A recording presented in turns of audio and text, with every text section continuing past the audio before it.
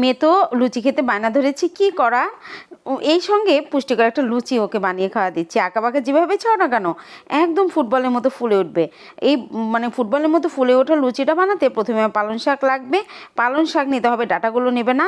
সুন্দর করে ধুয়ে হালকা করে ভাপ দিয়ে ব্লেন্ডারে ব্লেন্ড করে নিয়ে এবার এখানে 2 কাপ ময়দা, সামান্য লবণ, 2 টেবিল চামচ ঘি দিয়ে সুন্দর করে ময়ান করে তারপরে যে বেটে রাখা ব্লেন্ডার করা পালং শাকটা দিয়ে সুন্দর করে একটা মানে শক্তমক্ত করে একটা ডো করতে হবে। এটা নরম করে ডো করুন না কিন্তু, যেহেতু সবজির এটা।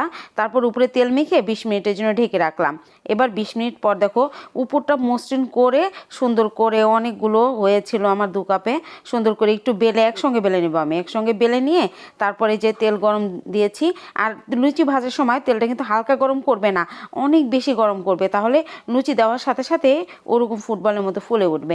দেখো সবগুলো ভেজে নিয়েছি, দেখাচ্ছি কতটা পারফেক্টভাবে হয়েছে। আশা করছি ভালো